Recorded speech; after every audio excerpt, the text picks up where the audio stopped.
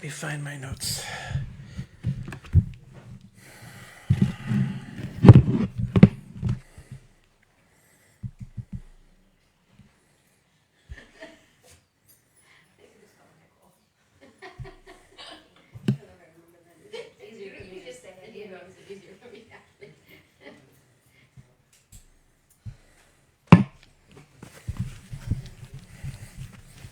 We use things for puja. Everything has ghee and oil and sandalwood paste.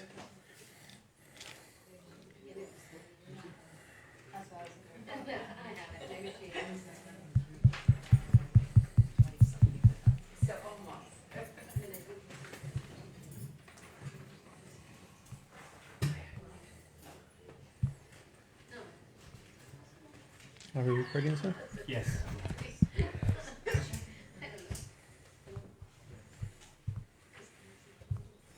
Few people have sheets from. I didn't reprint. I have. You have a few? I have one. Only one. Okay. But I have it written down too, so I could give mine. I have to find. There it is. All right, let me get myself fueled a little bit.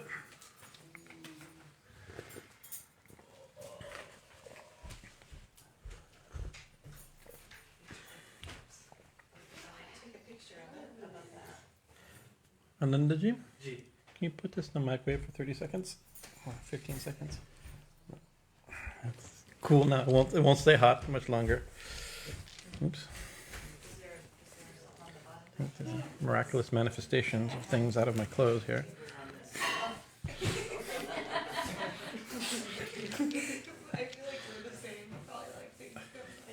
Certain type of cloth takes to grab. This one has little.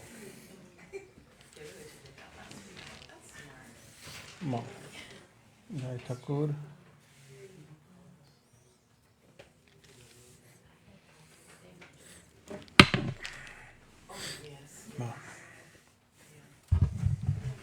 I've never had use for the second shelf here for the first time.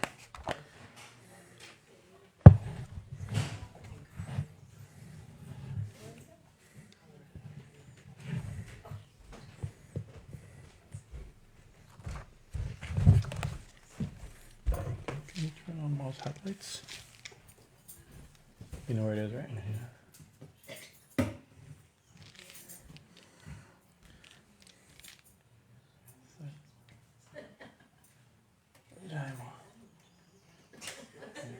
Thank you.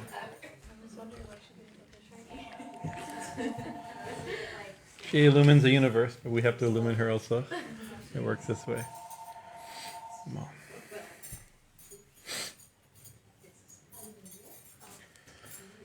Om Mangalam Gurudevaya Deve Matriksha Mangalam Mangalam Bhakta Brindebhyo Sarvalokaya Mangalam Om Stapakaya Dharmasya Sarvadharma Sarupine Avatar Varishtaya Ramakrishnaya Te Namaha Om Jananim Sharadam Devim Ramakrishnam Jagatgurum Parapadme Tayostritva Pranamami Muhur Muhur Guru Brahma Guru Vishnu Guru Deva Maheshwara Guru Deva Param Brahman Tasmai Shri Guruve Namaha Om Sarashiva Samarambam Shankarachara Majjamam Ashmarachara Prayantam Vande Gurum Param Param Vande Gurum Param Param Om Bhadra Kali Namo Nityam Saraswati Namo Namaha Veda Viranga Vedanta Vijjastana Evacha Sri Ganesha Sharada Guru Bhyo Namaha Hari Om Jai Ma Jai Ma. So continuing from last week's discussion on the last several years' discussion on the Kali Sahasranāma, the 1,000 names of Kali, and where last week we started a few names from verse 37.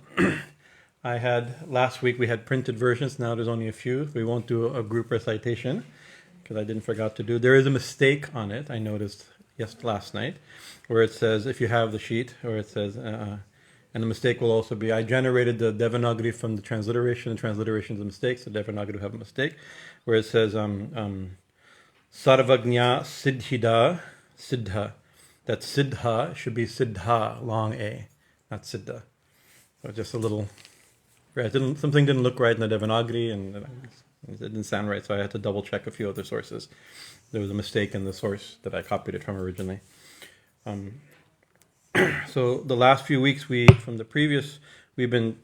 talked about, last week especially, the last 2 weeks, I guess 2 weeks. Swami Sarvadivananda was here a few weeks ago, so maybe somewhere in there, I forget. Somewhere in there he also spoke. But sarveśvarī, we talked about sarveśvarī, and she who is all-powerful, right? Or the supreme, actually, sarveśvarī means she is the Ishwari, the controller, or the Lord. The Lord is of all, the controller of all. And so we discussed a little bit how that would relate to a similar, but not identical, Western theological concept of all-powerful, right? And the idea of it, and so that was I thought it was an interesting contemplation. Sarva-mātā, the mother of all, right? śarvāṇī is a name that she's the consort of Sharva, a form of Shiva, or the Shakti of Shiva. And that particular form of Shiva we mentioned last week is associated with the earth. It's called the Ashtamurti. Shiva has 8 forms and 8 directions that control or that represent the 8 elements, starting with earth, fire, water, earth. Or Sharva is a name for that, the earth. It's also a name for Shiva as one who holds weapons, or who holds, especially I think, arrows. Right, so it's made reference to that. So whoever Sharva is, she is Sharva, or she's śarvāṇī. Right? And then hara-vallabhā, and just a recap, because I needed to get myself revved up for the next discussion. Hara-vallabhā, she who is the beloved of Hara. Right, so this means she who is married, the wife of Hara, or the sweetheart of Hara, like this, right? And this relates to the previous verse, to this name, what was it? Patnivrata, right? She who is devoted, she has a vow of married vow to Shiva. She only has eyes for Shiva, right? So this is and so we last week we played a little bit, or discussed a little bit, on the idea why this group of names especially is dealing with Shiva and his Shakti, Shiva and his consort, or Shiva and his Shakti, right? In both ways you can think of it, and implying there's an underlying Shakti that takes the form of both Shiva and Shakti, right? That makes it a distinct feature of Shaktism, the Shaktism that gives rise to this text, for instance, right? Is that usually we think in many schools we have Shiva and Shakti, or Brahman and Shakti, something like that. Even in Tantra we have the idea there's in Tantra and Vedanta you have Brahman and Maya, or something like some duality like that. Right, or Shakti, Brahman, or Shiva, or Hari and his Shakti, power and the powerful, like that, right? So, and usually we think in many of these schools of thought that the self or God is Shiva or Brahman or Atman, and the world we see is secondary, is Maya or Shakti or something like that, right? And we're trained in Jnana Yoga, for instance, to make that distinction between Shiva and Shakti, or the foundational duality of observer and observed and things like this, right? But Shaktism may hold. We hold that Shaktism may hold. Be careful how we're saying it, right? That there's the Shakti itself takes these 2 forms. Shakti takes the form of Shiva and Shakti. Shakti takes the form of subject and object, right? So this is, I think, this group of names and this appearance of hara-vallabhā, and most of these names are playing on this duality. So we thought a little last week a little bit about that duality and what the union or distinction of that may mean.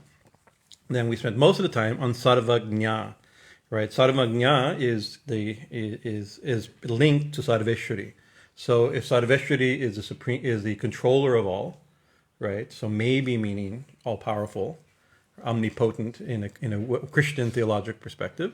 We poked a little bit at that. I'm not quite sure if it's that, right? And sarva-jñā means the knower of all, right? So that could mean something similar to omniscient, right? And the Christian theological idea of omniscient, but it may not, right? And it also could mean the self, the observer, right? The witness consciousness, just many ways discuss like that, and also a early indigenous view of worshiping of deities as all-knowing and all-powerful does not necessarily elicit the same theological complications of all power and all knowledge with the problem of evil and all those things that come up with the logical dilemmas that these exalted definitions premises can hold. So we thought about that. So lots of sarveśvarī, sarva-jñā, and the previous verse there was other sarvas, right? So here we have so now we're switching to siddhidā. And somewhere, I think there may have been a name later on, it's like sarva-siddhidā or something, maybe even or she was something with the sarva, but here it's just siddhidā. So I thought we'd probably only maybe get through these two names that are related, siddhidā and siddhā, right? Siddhidā, siddhā. So I'll chant this verse just for the sake of hearing the verse as it is. Sarveśvarī, sarveśvarī sarva-mātā, śarvāṇī hara-vallabhā, sarva-jñā siddhidā siddhā, bhavyā bhāvyā, bhayāpahā, siddhidā. I have to switch my notes a few pages down. So siddhidā in this sense is giver or grantor or bestower, right? So she is a bestower of siddhi. So we have to think, what does siddhi mean here, or what could siddhi mean here? And of course, we don't know exactly what the author meant by siddhi. Siddhi could be an occult power. Siddhi could be spiritual perfection, one who gives perfection, one who gives accomplishment, one who gives psychic powers, one who gives success, right? One who gives fulfillment. Siddhi has all these meanings. So whatever siddhi is, she is the one who gives it. Right, so it's like whatever jñā is, whatever wisdom and or knowledge is, she's the one who does all of it, right? So this is identifying Kali as the one who gives siddhi. That siddhidā or siddhida, it could be short A or long A according to masculine feminine, is all over devotional texts. This is a common epithet of our supreme deity. Right, read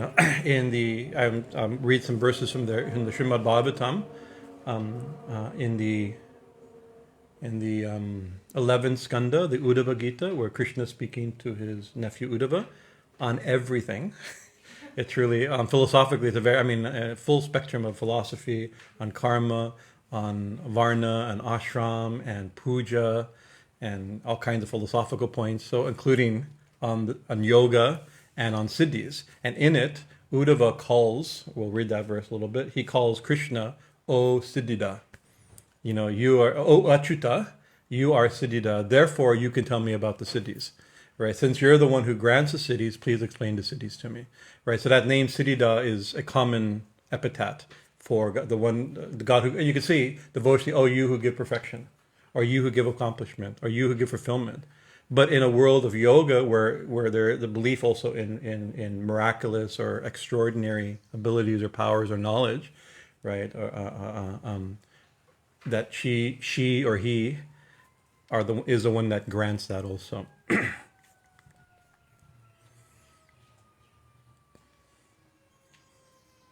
So siddhi, just beginning definitions: fulfillment, accomplishment. That's a simple meaning. Right, perfection. I usually think of, when I translate siddhi in verses, I often use perfection, right? Because I think it allows, or spiritual perfection. I'm giving it the upper levels. I'm emphasizing the upper levels of the spectrum of meaning, like in the Durga. Let's stop being here. Durga. Like it says in the Kali, an example of this. In the Kali Dhyanam, right? One who chants describes the long Dhyanam for goddess Dakshina Kali. At the end, it says one should always meditate upon this form, right? Meditating on this form always, right? Grants one, right? Dharma, artha, kama, and siddhi, right? So here, artha, kama, dharma, artha, and kama. These are three of the four goals of life, right? That means dharma, religiosity, duty, like this, and then artha means wealth, kama means enjoyment, but then it says siddhi, right? So she prevents perfection. So that definition of siddhi would probably mean, and that's usually we think dharma, artha, kama, moksha. Therefore, siddhi there means moksha, but it's not, the word's not moksha, it's siddhi, right? So therefore, within siddhi, the upper levels of the definition of siddhi is whatever the higher level of spiritual attainment is. And I think the fact that it doesn't give moksha, because other mantras will directly say moksha, gives moksha, dharma, artha, kama, moksha. But the fact that some of these verses say dharma, artha, kama, siddhi, right? I may be misspeaking whether but many verses say that verse. I'm doubting myself after I've stated it, whether the Kali Dhyanam says that or not. But could means that maybe the goal of this mantra isn't necessarily moksha. Maybe it's whatever our spiritual goal is. We could have material goals of enjoyment and success and happiness in this world, right? And or whatever our spiritual goal, whatever our idea of perfection is, siddhi, right? So it could be liberation, it could be attainment of pure devotion, it could be residence in the heavenly world of our Ishtadevata, it could be a freedom from birth and death, it could be kavalya moksha, right, of the Samkhya and yoga system, or whatever the goal is, could be siddhi. So I tend to translate siddhi as perfection or spiritual perfection, the ideal of spiritual perfection. But that's trying to always edge the goal of our devotees towards that, right? Because our tradition steers away from the other interpretation of siddhis. Swamiji's out there, right? I'm sure he's checking. Seems like it's right in our neighborhood. Yeah. So the higher level of spiritual perfection, accomplishment, fulfillment, right?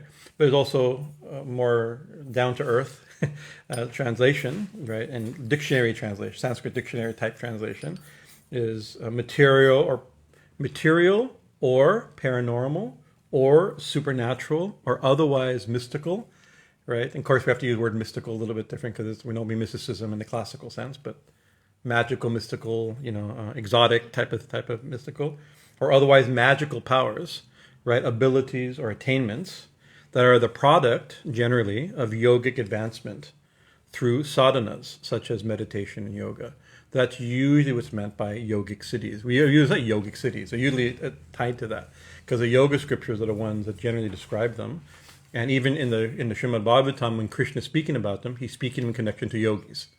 Yogis, because of their practice of yoga, the siddhis arise in their field of awareness, and those abilities come, right? So it's material, paranormal, supernatural, mystical, or magical powers, abilities, or attainments that are the product of yogic advancement through sadhana, such as meditation and yoga.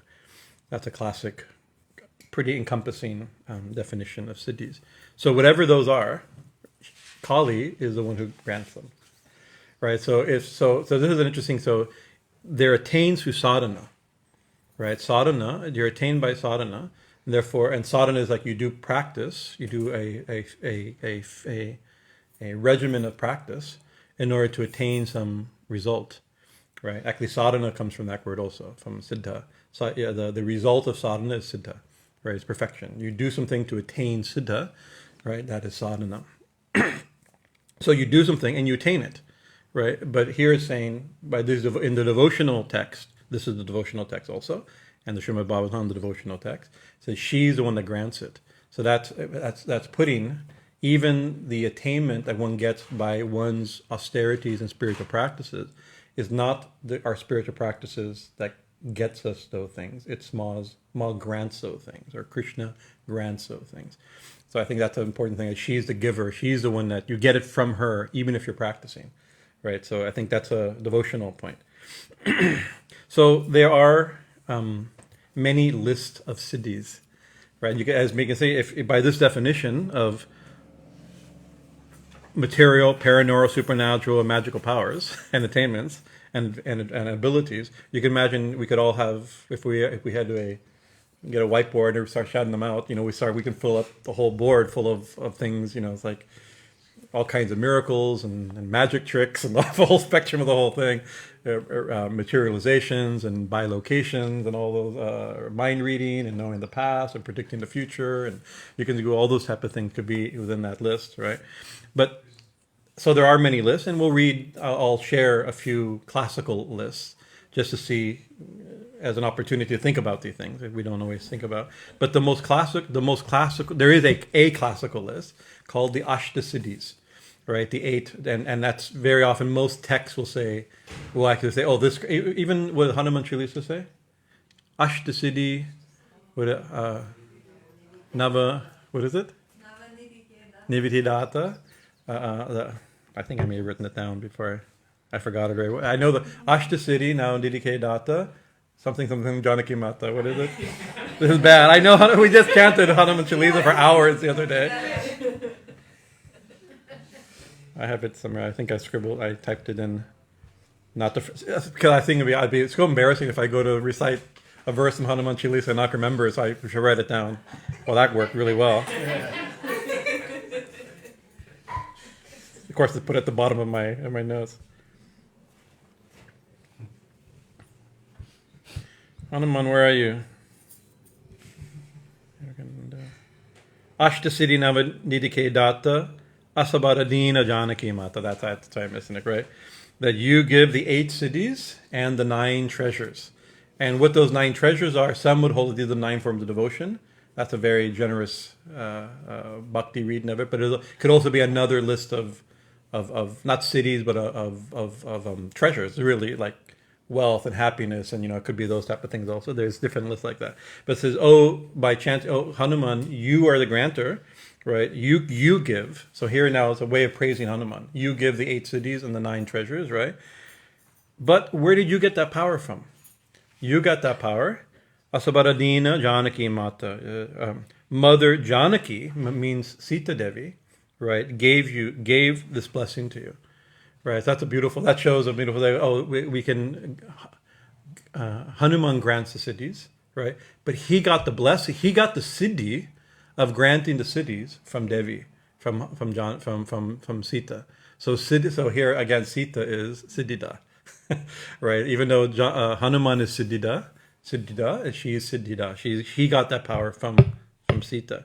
So that's a classic example that in a text that we recite. Some of us recite it daily or almost nearly daily. We say that we mention the 8 siddhis.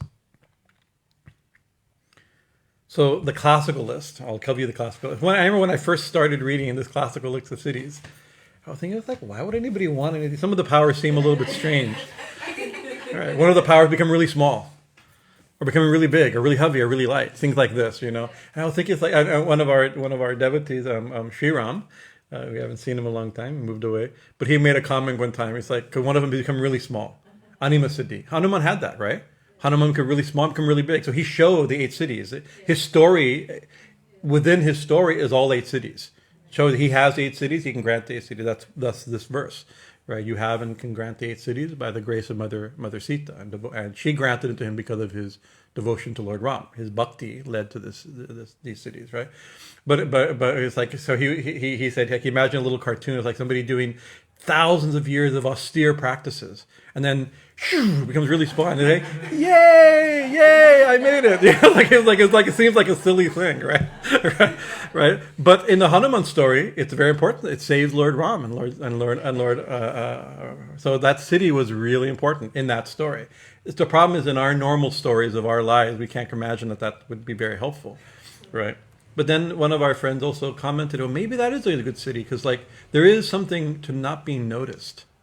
Maybe it's not becoming really small. Maybe the modern psychological version is be able to go mostly unseen, right? That itself is a good... Or to be a fly on the wall. Or to be a fly on the wall type of thing, right? So you're not even noticed that you're there, right? Sometimes that could be a valuable or a dangerous siddhi to have, right?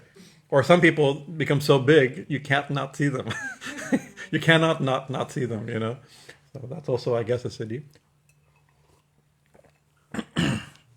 Anyway, the first one is anima. Anima means the ability to reduce one's body size to the size of an atom, right? Because you can become atomic in size, as small as you need to go, right? Right. Yay, right?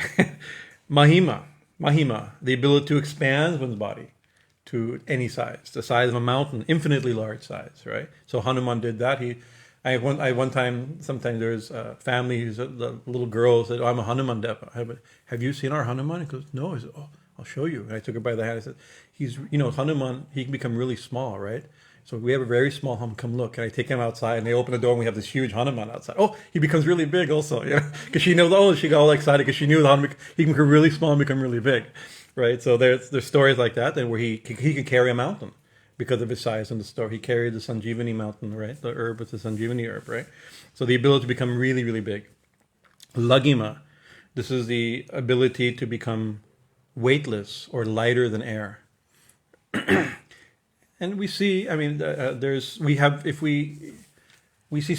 can see stories in the hagiographical accounts of saints, right, where there are things like this, where even in the story of Sri Ramakrishna, right, this is a painting, but in the photograph of this photograph, it said that his head went down and the photographer went to go lift up his head, and in the process his whole body came up, right? This is a story, and he got all flustered.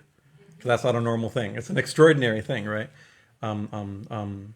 He did, so, and he got all nervous. And when he took out the glass plate, that the way the photography were done that way, right? He dropped it, and part of it broke. And if you see most of the photographs of Sri Ramakrishna have that curve, that is to repair the break on the corner of the glass piece. So the Swami Chaitanya has done research on this picture. And he said that's the story, that when he went to go lift, thinking, his Thakur's head went down because he was in samadhi. His head went down. When he go lift, and his whole body came up. So that's an example of in the stories of saints of something like this, as becoming very light. Garima, so becoming really small, really big, becoming really light, therefore becoming really heavy. Right? There's stories like that. We cannot lift. Prapti means the ability to realize whatever one desires, to fulfill any desire. Then prakamya is the ability to access any place in the world. Right? That means you could see what's going on in a distant place, right? Or be, or like this, right? Then there's ishitva, get the right T, ishitva, the ability to control the material elements, right? To control nature, command nature, or the natural forces. Right.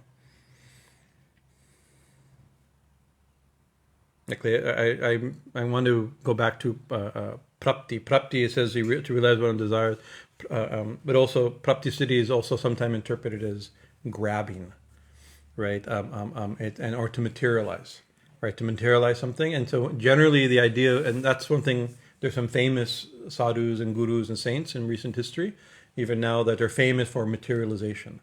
Right, and the idea that they're not creating something out of nothing, they're grabbing something from somewhere else, right?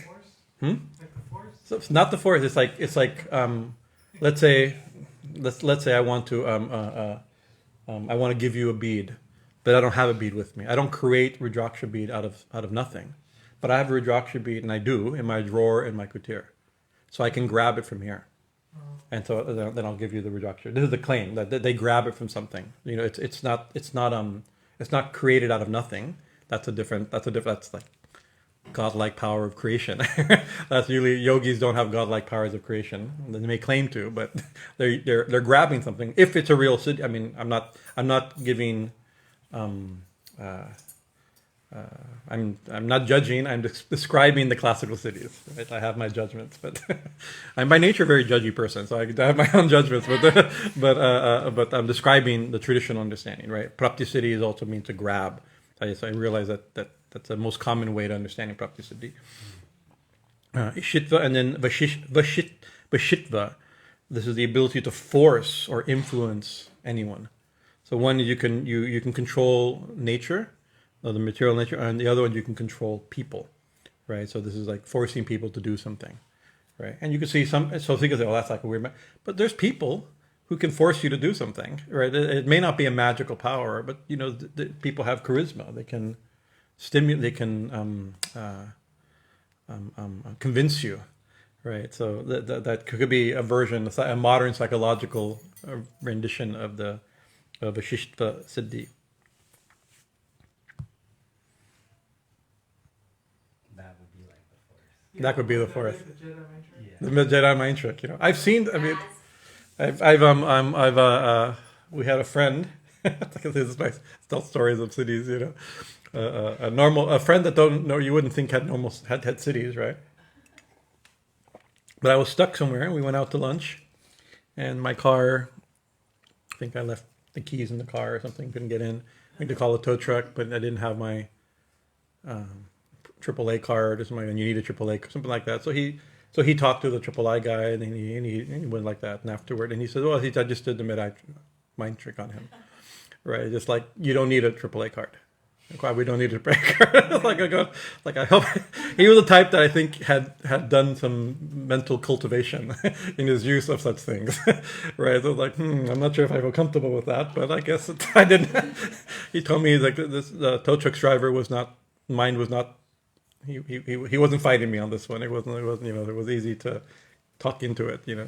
But so. True or not, I don't know, but this is he called it a Jedi mind trick. Or I think in the Jedi mind trick he says that the people with simple minds are no match for the Force, something like that, or the Force. Remember the line is on the Jedi, where he gives a description of the Jedi mind trick. But it shows you that in the Star Wars is the classic example of yogic type ideas in a popular movie, where the Jedis are a cross between sorcerer, yogi, and a warrior. It's a very interesting mixture. So a lot of that's their ability to manipulate a force, something like this. So that could be an idea of siddhis, for sure. So this is the classical 8, right? And even Thakur prays in his famous prayer to Divine Mother, right? That we call the Our Mother prayer. Right, where he says, I do not want the 8 cities, right? I want you, right? But saying he didn't say I don't. There's other lists of cities, but specifically because it's almost a trope type list. It's like you always when you think of the city, you think of the 8, right? So it's, I do not want the 8 cities. I do not want power. I do not want prestige. I do not want fame. I only want you. Grant me, O Mother, pure devotion to you, right? But he specifically, I do not want the 8 cities, the Ashta cities. That's the list. Joy Ma Kali. Jai Ma. Jai Ma, Jai Ma. So that the classic list of the 8 cities, right? So, and those are listed in many texts, like referred to in many texts and hymns. It's also a way of glorifying something. Something is powerful, it grants the cities, right? It grants the 8 cities. I think even at the end of my notes, if I scroll, I'll lose my place, but we'll get there. In the Kalikastakam, it mentions that the 8 cities live in the house of one who chances him, right? So it's become almost a trope type of thing. Is like, these 8, but when as I was saying earlier, when I first heard the 8, like I can't see what the value of any of these 8 cities are. Becoming really small, really big, really heavy, really light. It's like, it's a strange list. I think it's a previous generation, the previous ages list of what it means to be powerful and magical, right? I think nowadays a magical, powerful person may not be the same list, right? So these are the traditional 8. So with this name siddhidā, in the Srimad Bhagavatam, the same name siddhidā is there, and different lists of siddhis are mentioned. So I thought that was interesting. And some of those siddhis, and also an explanation, a classical, both devotional and classically yogic understanding of the yogic siddhis, if siddhis are yogic, right?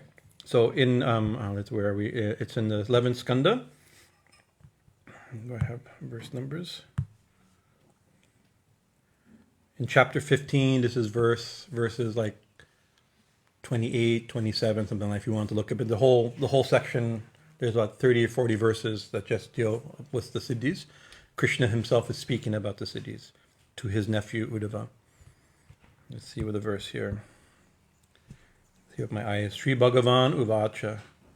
Jitendriyasya yuktasya jitta shavasava yoginaha Mai dhara yatascheta uppati stanti siddha siddhayaha. Sorry, just looking at these. So actually, so he's describing in which condition when the siddhis manifest in the yogi. And he gives a classical list, what you'd expect in discussion of yoga, this period of yoga. It says, Jitta indriyasya, one who has conquered the senses. That's the first thing. So one who has full control over their own senses. Right, so already that leaves most siddhis outside of our reach. Right, so control the senses. And then it says,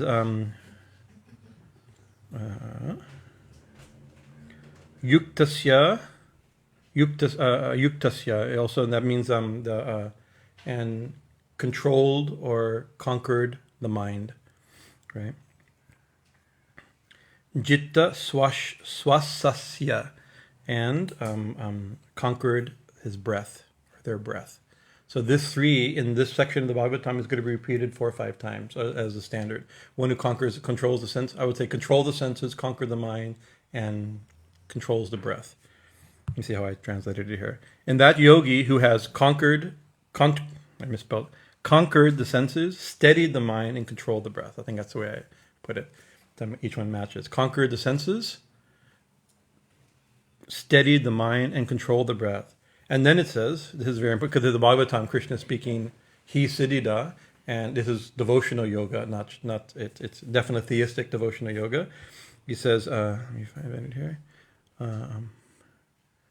Mai yoginaha mai dharayataha chetaha, whose consciousness, right, is focused on me.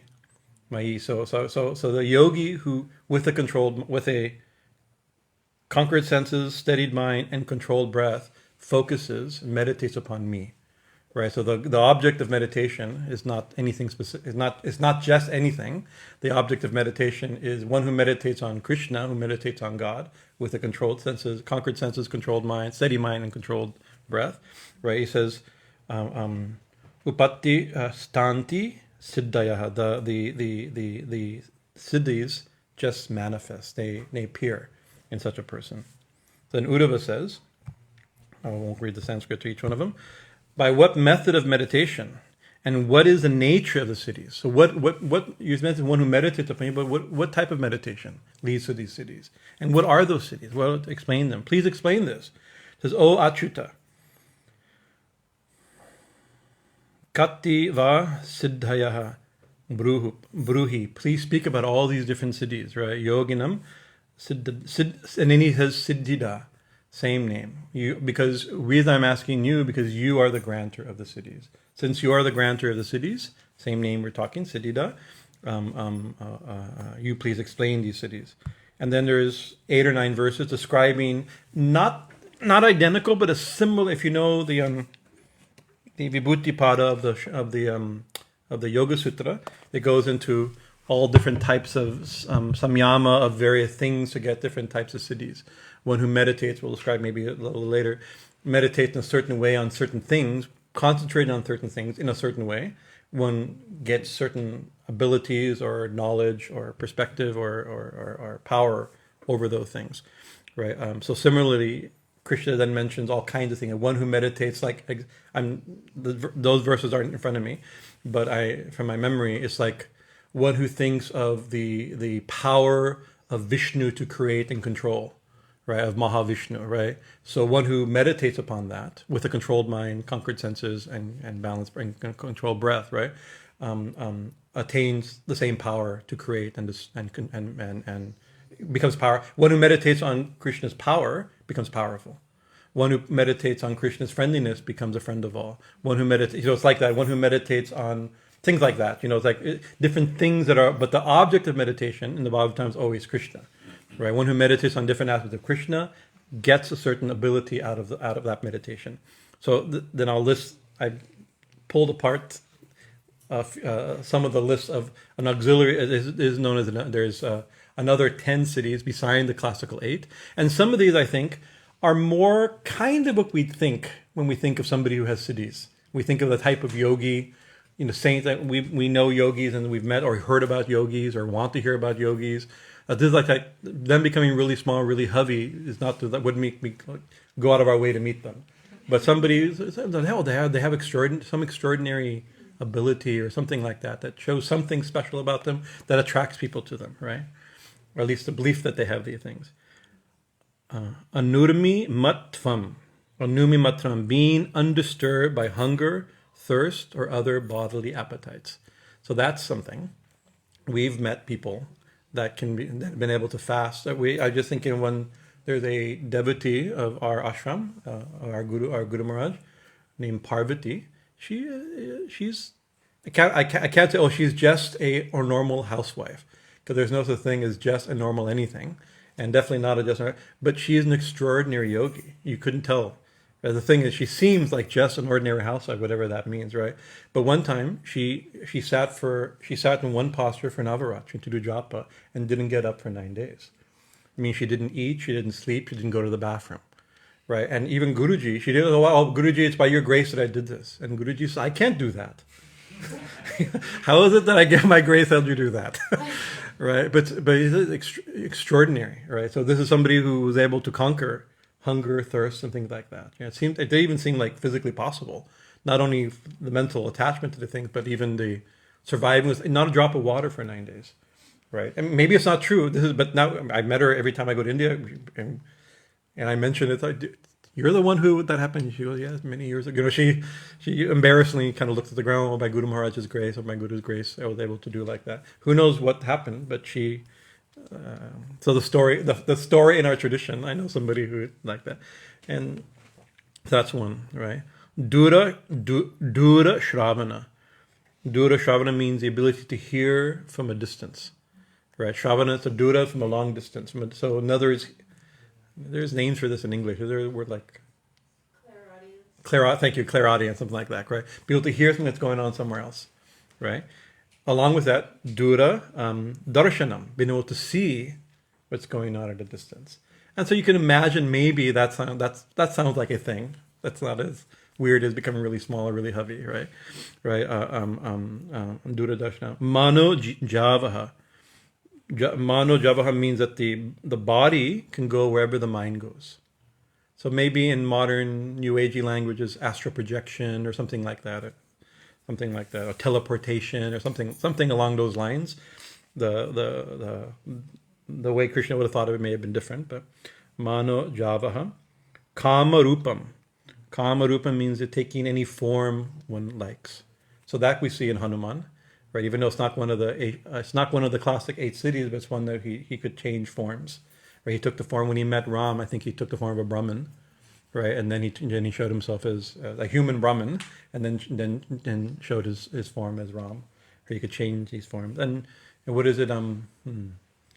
Hanuman's mother Anjani, I think she could take various forms. Monkey is just one of her forms. So things like that. There's shape shifting or form changing in the ancient world's imagination, right? So this is the Kama Rupam. Parakaya Praveshanam. This is entering the bodies of others, right? This gets a little bit more on the spooky side, right?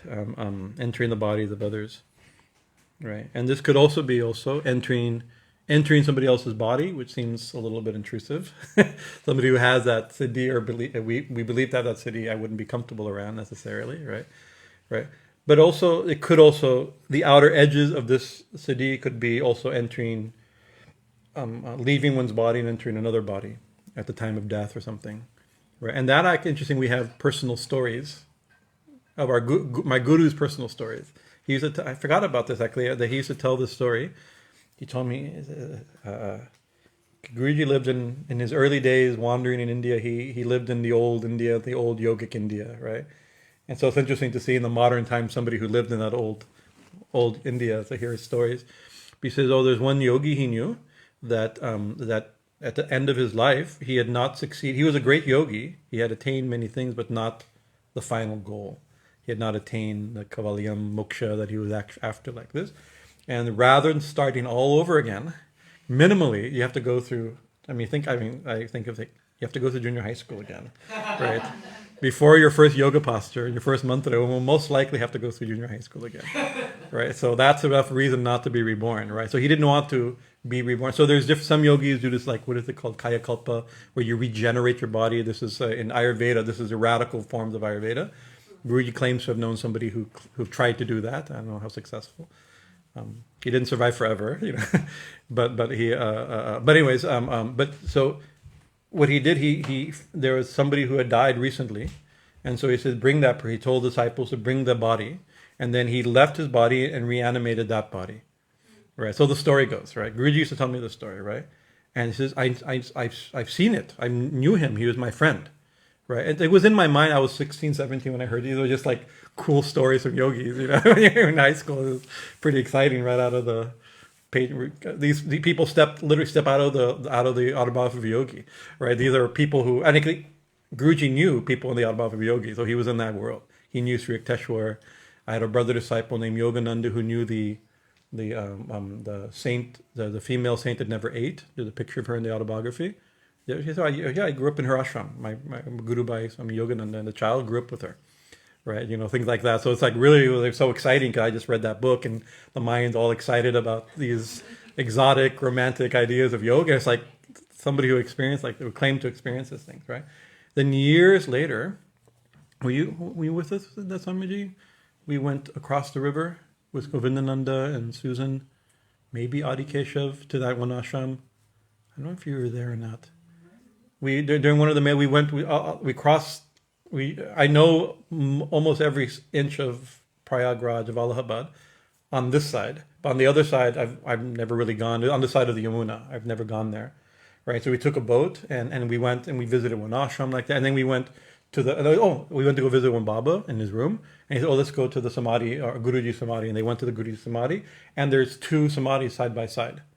And so we did pranams like Guru, and then I said, this is our Guruji, right? And they said, and who's this one? I said, this is also our Guruji. Oh, you had two Gurujis? No, this is his second body. It's like, this is him. Mm-hmm. So they were the same generation of sadhu in the same town, right? That I realized I actually I visited the tomb of the claimed tomb of these both bodies. That's interesting, right? Pretty fascinating description. Parakaya praveshanam. Swachanda mrityuhu. Swachanda mrityuhu means the ability to die when one wants. Right? There's other names for this. So Swami Vivekananda, we believe Swami Vivekananda had this. He was given this boon by Lord Amarnath at the Icelingam cave. He had a vision. So the story goes, we understand he had a vision of Lord Shiva who gave him this boon. And Amarnath itself means the one who is without death, right? The one who grants deathlessness. So he was able to choose the moment of his death. And so the way the story comes down to it, on 4th July, he had checked. He died on 4th. He left his body on 4th July. That he had checked the Panchangam. He had checked and he had put a bookmark there. That so it seemed that he chose that day consciously. Right, as both an auspicious day astrologically, but also a symbolic day. It was his favorite American holiday of liberation, freedom, like that. So it was that moment. He wrote a poem to the 4th of July. So he liked the shakti or the bhava of the holiday, right? So he may have had this. Is an example of somebody who may have had this boon. Not really a siddhi. Some people have the siddhi. This is more example of a boon. But anyways, like this, right? Kamarup. Devanam saha kridda annu darshanam. Well, this is very nice. This is mentioned in the Bhagavatam. One who can see the activities of the devas in the heavenly realms. This is very nice, right? Right. And there's a statement that sitting here, maybe not on the same seat, but in the same spot. My Guru Bhai Swami Paramananda, great Vedanta, he was giving a lecture on Vedantic epistemology. How do we know what we know? How do we know these Vedic truths? And so he used a classic example. Indra is the king of the gods, right? Everybody, if you ask anybody who knows, you all know who's the king of the gods.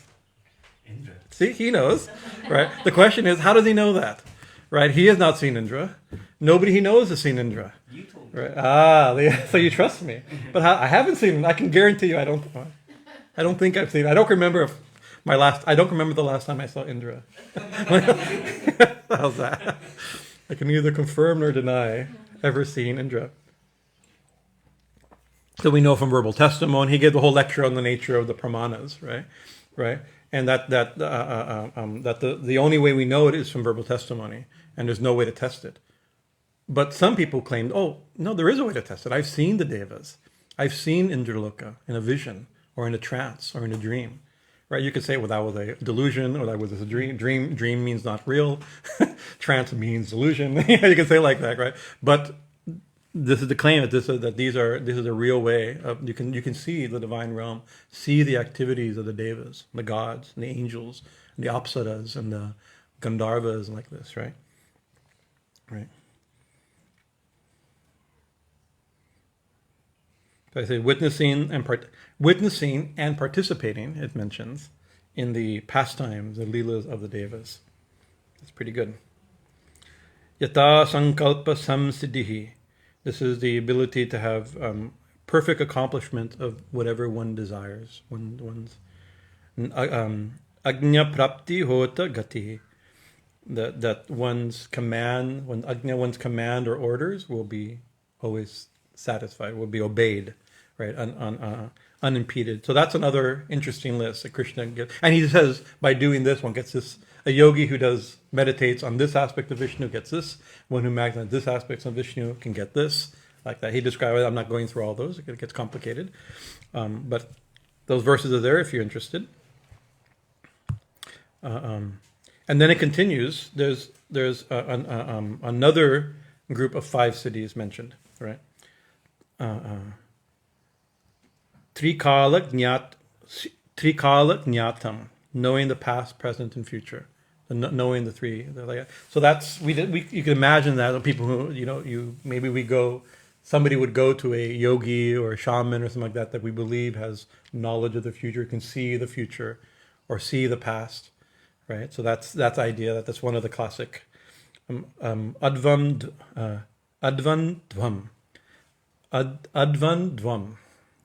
Tolerance of heat and cold and other dualities. So that's actually a yogic, somebody who's tolerant, who's unbothered by heat and cold and other dualities, right? Is considered a yogic perfection, a yogic gift, a yogic ability, right? In the Gita, we're encouraged to tolerate, right, all the experiences of duality. What is in the Valentine's Day is which day? That's 2/14? 2/14. So that's how I remember. This is my Valentine. Krishna's Valentine verse. How I remember the verse. Bhagavad Gita, chapter 2, verse 14. Right. The reason I remember it, I mean, the Valentine's, I think, was Swami Bhajanananda gave me the gift of the how to remember it, right? But the verse was underlined to me by a sadhu and on Omkareshwara many years ago. He said, "This is the secret of yoga." It's a one verse in the Gita you can get in it. This is, you remember the verse, Swamiji? Anybody know the? Anybody have? It's a. I know the verse. I know the verse number, but that the one should the contact of the senses with the duality of the world. Of heat and cold, pain and pleasure, right? They have a time limit. They're limited, right? Just tolerate them, right? And so if right now you're uncomfortable, or you're agitated, or you're lustful, or you're angry, or whatever it is, wait a few minutes and it will pass, right? We don't wait a few minutes, right? You can see actually we get angry if we can't keep our anger going. We're not finished being angry, right? We can't, it's like, because it doesn't last, right? And so Swami Neem Karoli Baba has a real simple, if you want a cup of tea, don't drink it and the desire goes away. It's like, well, that's a very, some things the desire lingers longer. It depends how habituated we are. But even any desire, if it's unengaged, it passes, right? So that itself is a yogic practice. And the siddhi of it is not being able to tolerate hot and cold and pain and pleasure and and all the various things that come into the field of the mind. Parachitta adi abhignata, knowing the minds of others. Right, so I guess there's an English word for that too, right? Telepathy is it? There's a word. Telepathy is, I think. Anyways, mind reading, clairvoyance, right? Yeah, clairvoyance, right? Reading, mind readers, right? So that's both. And so, whether these, I'm not, like I said, I'm describing, not confirming or affirming. I'm describing, not affirming, but I've had experience of meeting people that was or meeting people I believe to be advanced yogis with a complicated set of questions in my mind, right? And then them sitting down. My Guruji used to do this. I used to, when I was 17, 18 years old, and Guruji came to America, and I take the bus, and I have the whole week I'd be thinking of all my problems and all the as a young boy, you have all these philosophical dilemmas and sadhana questions. Everything's very fresh and real and important, and you get the whole list, and what I wanted to talk to him about. And then he'd sit down. Oh, very good, you've come. Let's sit, and we sit down, and he'd just start talking. And one by one, in the order that I had in my head, he'd answer those questions, right? Like you can understand it so many different ways, but this is my own experience, right? That whether he was, I don't think he was consciously doing it, right? Because his guru told him, don't consciously do this, right? That he had a direct command of his guru, because I think he had practiced some of these things in his young days, and his guru spanked him for it, right? Because this would be detrimental to your spiritual life. So he never consciously did it. But I think you can't, if it's a thing, it's something that you have, that can be have. You don't consciously do. Agni arka ambu visha adinam pratisthambha, checking the influence of fire, sun, water, poison, etc. Right, so stopping things from burning, stopping poisons from working. Right, these are also types of siddhis. Right.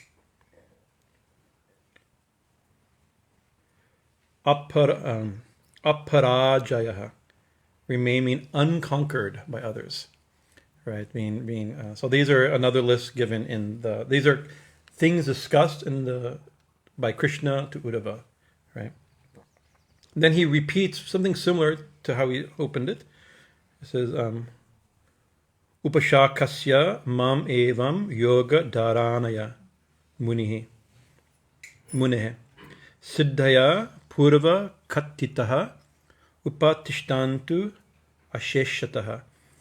One who worships me through yogic meditation, right? Yoga dharayana, one who meditates upon me, yogically meditates upon me, mam evam, in this way, right? The siddhis that have been previously described, this whole list that I just gave and more, right, are certainly attained, right? By such meditation, the siddhis certainly come.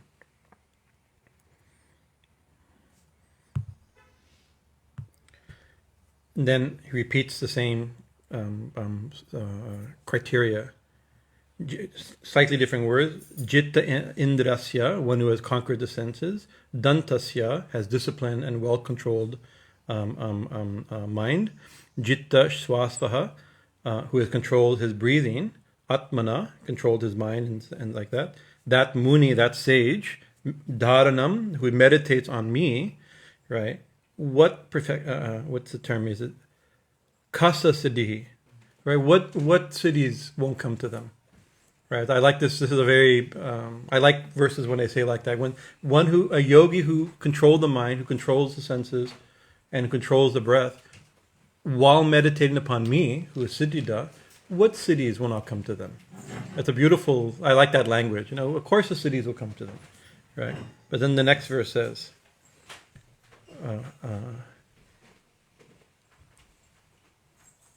Antrayam vadanti etaha.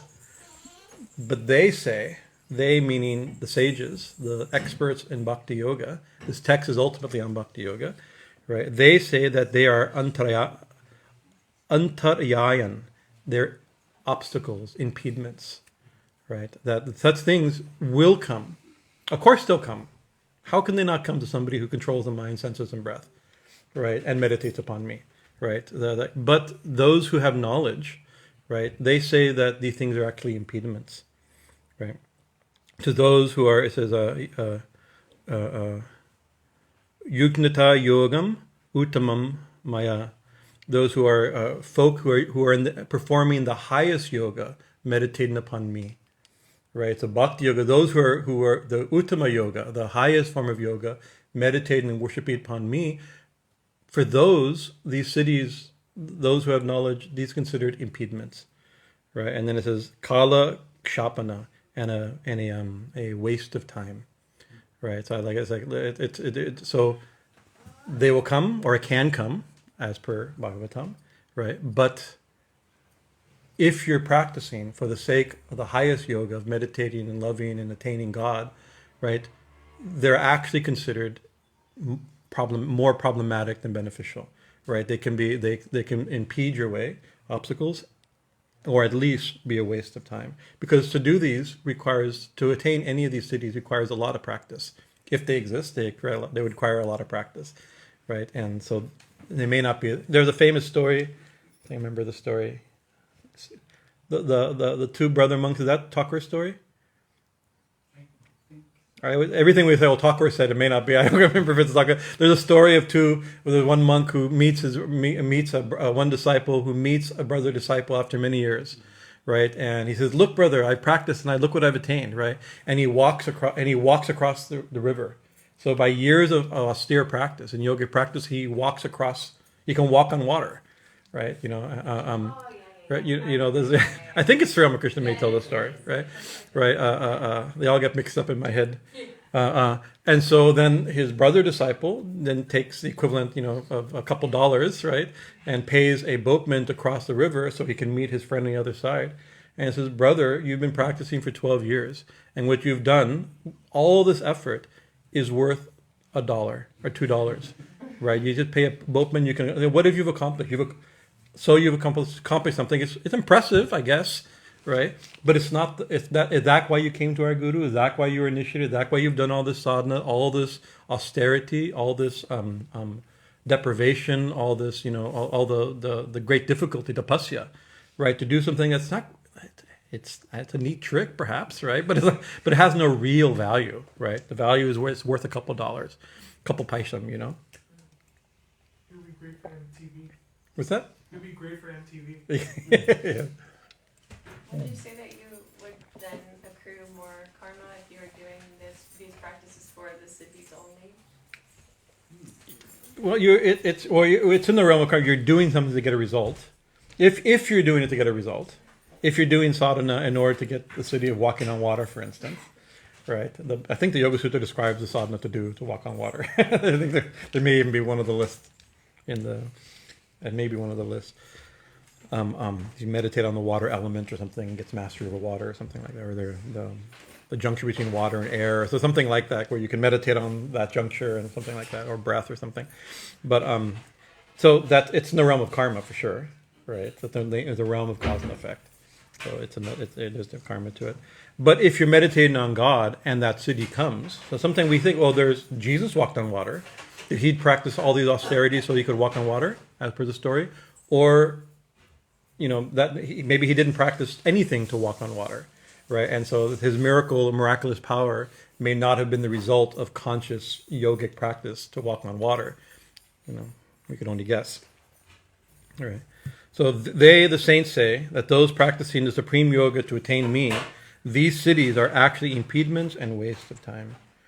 So in the Yoga Sutra, so that's the in the Srimad Bhagavatam. Time is it here?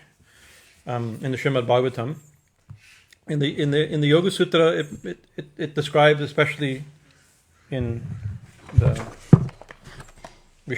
Vibhuti Pada, it describes this method of samyama, where it's the we think of the stages of the Ashtanga yoga, the 8 stages of yoga, 8 practices of yoga, of asana, or yama, niyama, asana, pranayama, then what is it? Pratyahara, dharana, dhyana, and samadhi. I get those right? Yeah.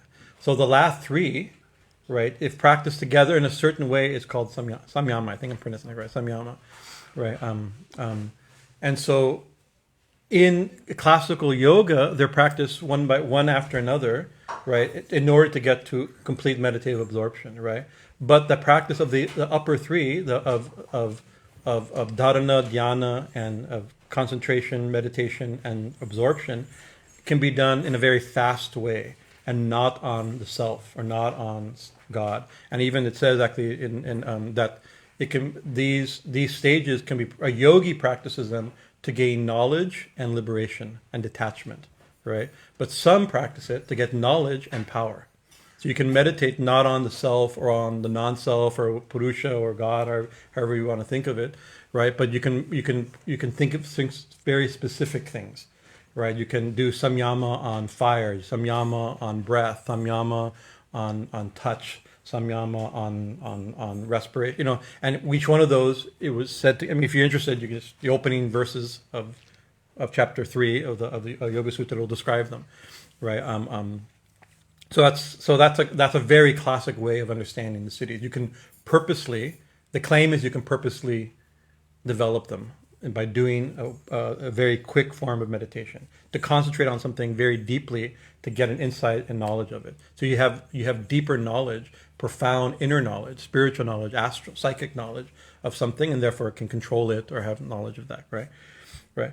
But there's also, like, sadhana leads to siddhi, right? So you don't have to meditate on the fire element or the air element in order to control fire or to levitate or something like this, right?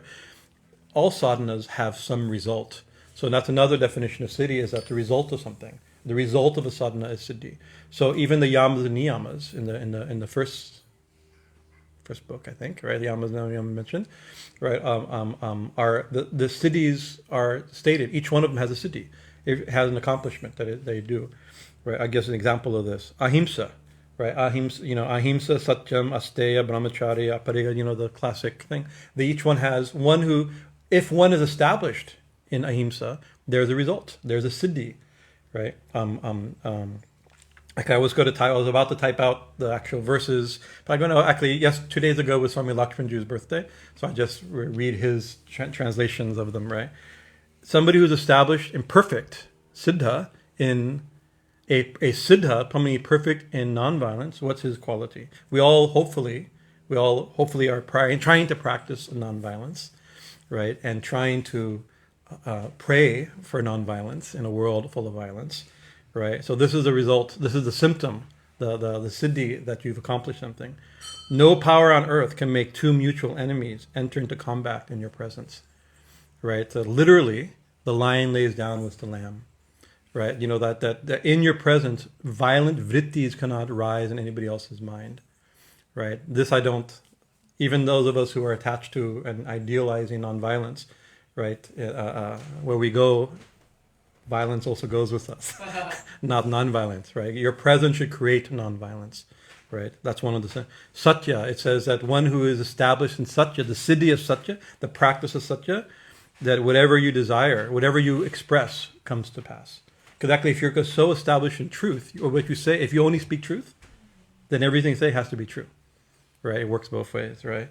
Brahmacharya, it says that fruit being established in brahmacharya, in mind, action, speech, is that your words also become true. Vaksiddhi, right? Other places, Swami Bhajanananda described as memory. You get perfect memory from brahmacharya, right? But also vaksiddhi. Your vaksiddhi is that your words have power. Your words are like that. Aparigraha, the fruit that acquires when you are established in a state marked by the absence of hoarding, is that you become able to know past, present, and future. So if you want to, so it's like, I want to know this, what Krishna mentioned of knowing past, present, and future, not hoarding, not trying to collect. If you're established in that, I mean, maybe this is true or not true, I don't know. I'm reading what the traditional text says, right? By established in aparigraha, right, one knows past, present, and future. For example, So each one of them, the niyamas also. I don't think I wrote them down. But in the niyamas, what's one of them is saucha, right? Saucha is interesting. One was established in saucha. I guess two. There's outer saucha and inner saucha. The inner saucha I didn't write down, but it's an impressive list of what you benefit from. And you imagine inner purity leads to something, but outer purity leads to something very strange.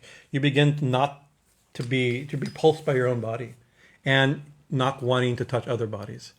And Swami Lakshmanju, I was reading or watching a video of him a few days ago, remembering of his birthday, the great Kashmiri saint, and he says he was explaining it. An interview with Mother Alice, right? He says you wash yourself really clean, and you scrub, you exfoliate yourself, right? And then you wash the bathtub really carefully, and then fill it with pure clean water, and then sit in it for 20 minutes, and get up, and you see how dirty the water is.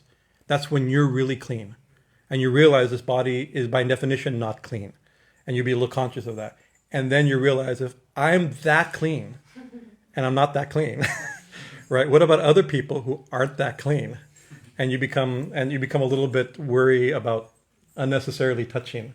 You become, it's interesting, is that a goal? I don't think that is one of the results of cleanliness. So it's interesting that that's considered a desirable goal. Right, interesting. And then inner cleanliness, I wish I would have done. It's a beautiful list of inner qualities that you'd expect, hopefully, right? But Patanjali also says that these siddhis are obstacles in attaining higher samadhi, right? They are for the outgoing mind. Right. So in the Samkhya philosophy, I'm running out of time, but I'm not going to go back to this. I'm just going to finish a few more points just to think about it a little bit. In the Samkhya philosophy this is a parent philosophy to the yoga system, right? And the Samkhya Karika and the Tattva Samasa, right? It lists another list of siddhi. I'm just going to list them just for your knowledge, right? And they're interesting. I can see yogi types having this being around the yogic world, right? Uha, right? Due to the knowledge and knowledge of your samskars of previous birth. I'll read the exact definition. Based on the samskaras, karmic imprints of previous birth, the attainment of knowledge about the 24 tattvas, this is a classic Samkhya thing, gained by examining the determinable and interminable conscious and unconscious constitutes of creation. You understand the very nature of the tattvas, right? That's uha. Shabda, knowledge gained by... So this is knowledge. The siddhi here is knowledge. Knowledge of the tattvas, knowledge gained by shabda, by knowledge from the guru. Learning from the guru is a siddhi, right, in this list, right? Being able, because many people hear from the guru and don't learn a damn thing. I haven't learned much. We haven't learned much, right? But if guru says, the guru should said, Tattvamasi, and you should say, Aham Brahmasmi. You are that, I am Brahman. That should be enough. Holy Mother says, you have to repeat something 7 times to a gentleman. One time should be enough to know it, right? So we don't have that siddhi of learning even what we hear, hearing and learning what we hear from the guru. The guru's words should be illuminating, right? Adhyan, knowledge gained through the study of the Vedas and other standard text, right? You read the Vedas, you should know, right? We read the Vedas, we don't know anything, right? Suhrit prapti, knowledge gained from the kind-hearted persons while engaging in spiritual knowledge. Dan, knowledge gained regardless of one's own needs while attending to the requirements of those engaged in search for higher truth. This is very interesting, right? Anyway. Adhyatmika dukkhahan, freedom from pain, disappointment that may arise due to lack of spiritual, metaphysical, and mystical knowledge. So even the pain, freedom from pain of not having spiritual knowledge. That is also a siddhi, right? Anyway, like that. These are very interesting that they're listed like that. In the Kalikashtakam, translated by Swami Bhajanananda, Yadi Dhyana Yukta Patat. What is it? Remember the word? You're better at this than every side anyway. What's the tune? If I get the tune right, then. Yadidya yukta pata yo manosyasada sarva-loke vashalo bhavet chal. Oh, that's grihe chasta siddhir mrite chapi mukti swarupam twadiyana. I'm messing up the rhythm. That's what thing. Grihe shasti siddhi mrite chapi mukti. Now I got the rhythm right. Swarupam. So grihe chasti siddhi mrite chapi mukti. Right. Anyone who recites this hymn absorbed in meditation. This is a hymn praising the Divine Mother. Right. Becomes established as great in the world. And it says, and the 8 cities. Now we've given a list of probably 30 cities, right? But at least the 8 reside in their house. Right. So it's not that you have to try to get them. Simply by meditating on Kali as revealed in this beautiful hymn, the 8 cities already dwell in your house. And they attain mukti, right? They attain liberation. So the 8 cities and mukti is attained, right? There's and I have a whole thing on charisma and the special gifts and the differences between miracles in religion and siddhis and magic. There's all kinds of interesting. We ran out of time. Maybe the next week we'll do the next name on siddhidā. So maybe we can I'll pick up that final thing. I thought I was going to get 2 names done. I never get 2 names done. But interesting idea of what's the difference between a miracle, if there's a difference between a miracle and a siddhi, right? And or of a magical power that's gained or influence that comes from magical practice, right? Recitation and things like that to accomplish something through esoteric means, occult means, and things like that. So they seem to be overlapping with each other, but not exactly, right? In the Paramahansa Yogananda, well, I have pages and pages of more notes, so I won't. I'll stop there. But Paramahansa Yogananda has a chapter in his Autobiography of a Yogi called The Law of Miracles. I think it's called The Law of Miracles, right? And it starts. I remember when I was in high school when I read this line. It starts quoting a scene from a Leo Tolstoy book, in the book, and about the 3 hermits, right? And the 3 hermits were on an island, and they lived in a cave, and their prayer was, "We are 3, thou art 3." In other words, God is the Holy Trinity, and we're 3 monks, right? It says, "Please have mercy on us." Right? Their only prayer was, "We are 3, thou art 3, have mercy on us." Right? And around them, there's belief all kinds of miracles happened around them. But then eventually, a bishop, a father of the church, went to go check on the monks, and he heard their simple prayers. So this is not the proper prayer, and he go, "Please teach us the proper prayers." And he taught them the proper prayers according to their order, right? And then they got back on a boat and going away, and he saw from the shore some light was coming, shining from the shore, and the light was getting closer and closer. Eventually, when he got closer, they saw the 3 monks running on the water. Right, and got to the boat. It says, "Oh, your Excellency, the bishop," right? It says, "We forgot the prayers you mentioned." Right? It says, "Can you please tell them us again?" And the bishop goes, "No, whatever you're doing is fine." Right? So, whatever you're doing, it seems to be working. Just continue. Your simple prayer is also fine. So I like that's a very interesting. So that's a good transition to the idea between the miracles that happen around saints and a yogic trying to accomplish and gain and use certain powers. Sri Ramakrishna very much warned, and just like what Krishna is saying that there could be a waste of time or an impediment, Sri Ramakrishna used stronger language, right? I can't use the language that what he said here in public, right? But he said actually that Mother showed him that the 8 cities are like stool, right? This a very low thing in comparison. Right, and that they distract him. And so he very much warned his disciples especially from aspiring for them, trying for them, or if they come, because they come, Krishna says, what cities won't come, right, when somebody practices. But if they come, not to use them, not to show them, right? And so actually, it's one way to get kicked out of the Ramakrishna mission is to start showing cities. That day you get kicked out. You get chastised once, second time you're probably kicked out, I imagine, right? It's forbidden because it's against, it could pollute the tradition. We have the highest ideals, right? They have the highest ideals. So there's a scene I mentioned the other day on Nishant's class where on the final, during the final sickness of Sri Ramakrishna, that he called Naren, who becomes Swami Vivekananda, says, I have the 8 siddhis, right? And I can give them to you, right? Shall I give them to you, right? And then Swamiji said, will they help me attain God?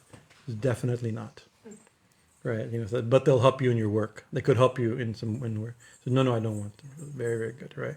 But he said, they'll be with you though. And the need is there, because how much power was Swamiji? Had so much charisma and power and like this, ability, memory and things like this, endurance, memory, charisma like that. We'll talk about that next time. But I like that Sri Ramakrishna was very happy. Do you want to help you? Will they help me realize God? No. And maybe they do the opposite. Sri Ramakrishna said that when a siddhi is developed and shown, right, whatever spiritual progress you've made to that point that has created the siddhi, you cannot, in this birth, you cannot go further, right? So that's a very strong warning, right? Not to show, because you can't go further than, there's a scene, I respectfully, I'll leave names out, right? There's Shuras Chakrabarti, one guru in the Ramakrishna line, right? He went to visit a group of devotees or devotees of a famous saint who was performing miracles, famous for performing miracles. He says, have you heard of that saint? He says, I've heard of him. And then he says, he's very great, right? But stuck, right? He's accomplished something. He wouldn't be able to do what he's doing without having accomplished something. If it's all that, it could also be a charlatan also like that. But if it's real, it's a sign of a yogic accomplishment. But in this life, he can't go further, right? So based upon Sri Ramakrishna, and the group of people was very upset with him right, for saying such things, So it's interesting to think about. So we'll leave it there.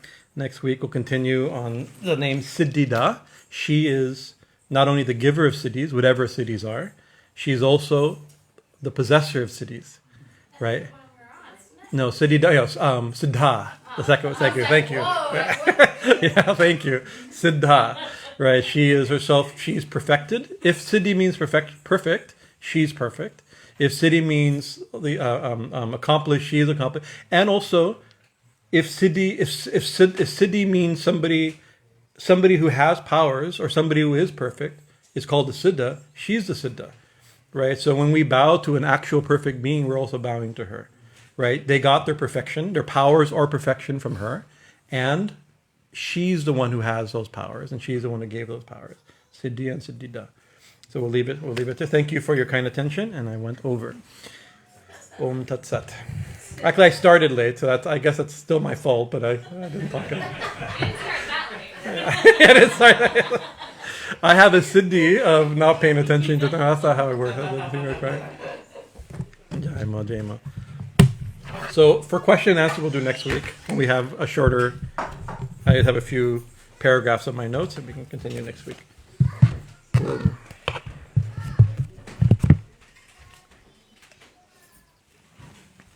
Siddhida Siddha. Shri Guru Maharaj Ji ki jai, Mahamai ki jai, Swamiji Maharaj Ji ki jai. Ma Siddheshwari Dakshina Kālī. The deity at our ashram, Guru's ashram, is also Siddheshwari Kālī. Siddheshwari Dakshina Kālī. Very living. I have to show you pictures of her. Very living. Here, I got it.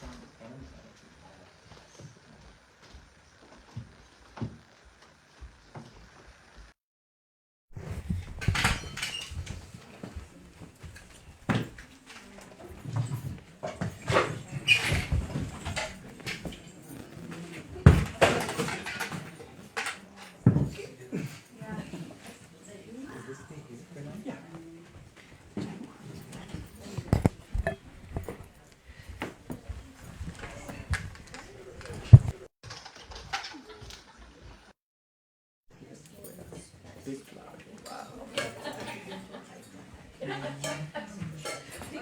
the whole point about bhayāpahā is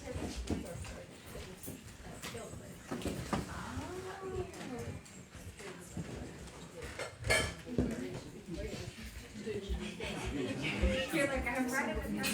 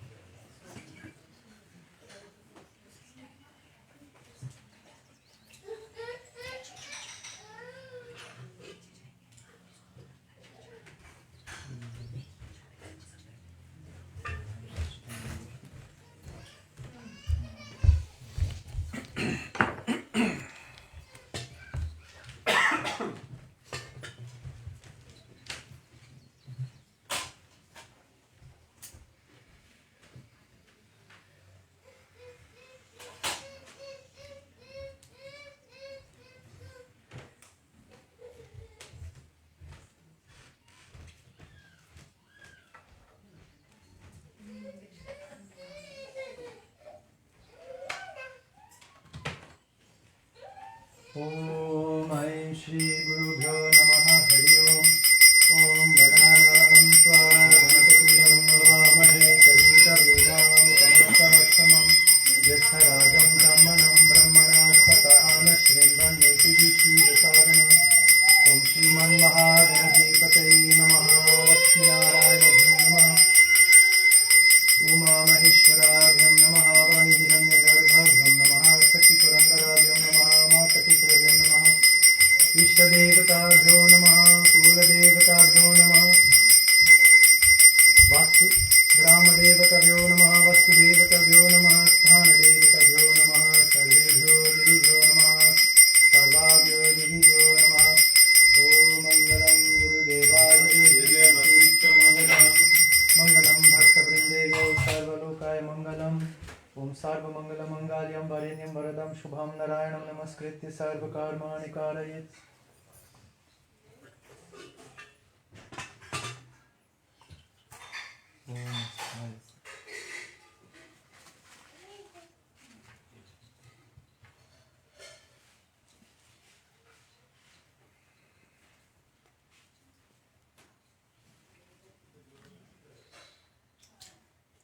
Om Vam Tasmai Supakarmana Vedam Vedyami Namaha Vedam Namaha.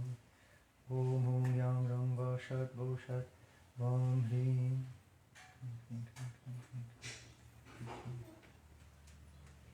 Om Mahakala Bhairava Sahita Om Him Hrim Shri Mahalakshmi Kalakaya Devi Namaha. Idam Annaya Namaha.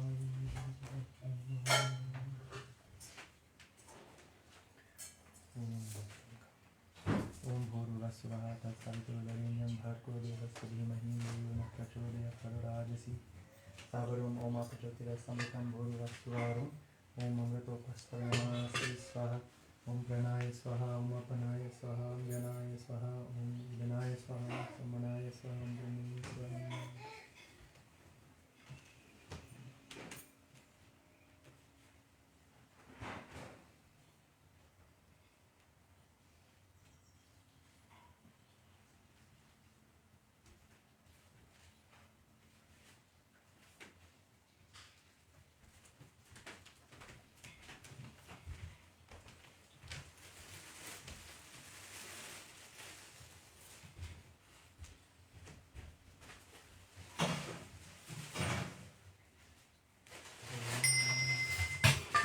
Patadyam Om Him Shri Mahalakshmi Kalakaya Devi Namaha. Idam Pachamaniyam Om Him Shri Mahalakshmi Kalakaya Devi Namaha.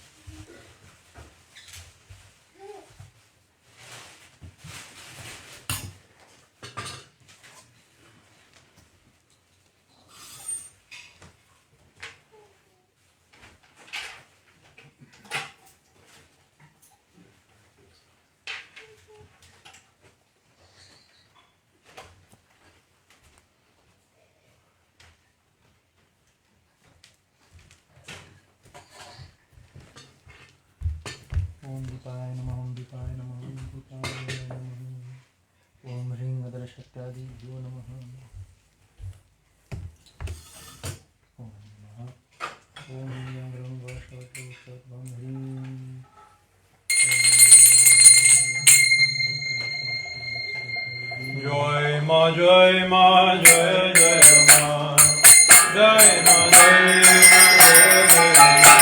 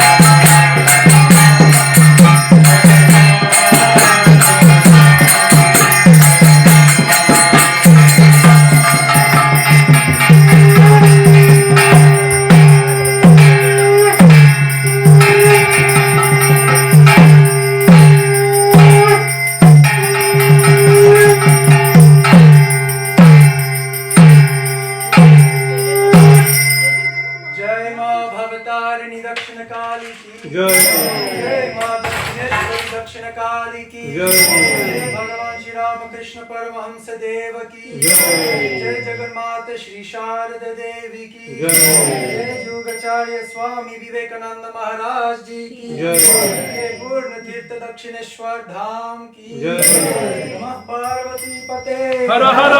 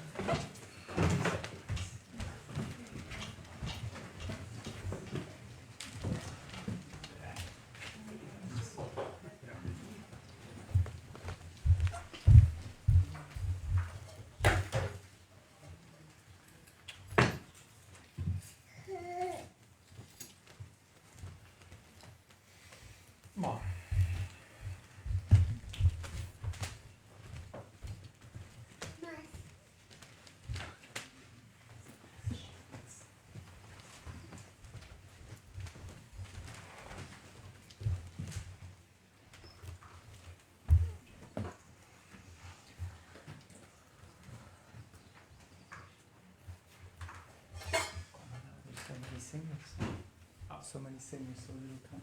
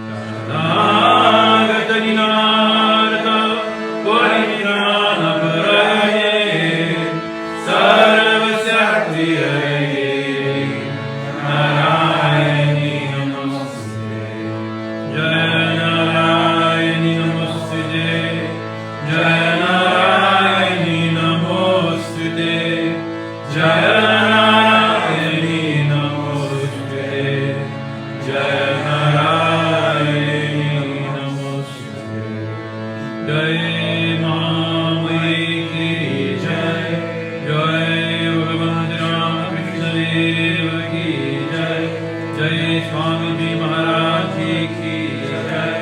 Jai Shukha Ramanujacharya Maharaj ki jai. Jai Ma Dakshineshwari Bhavatarini Dakshina Kālī ki jai.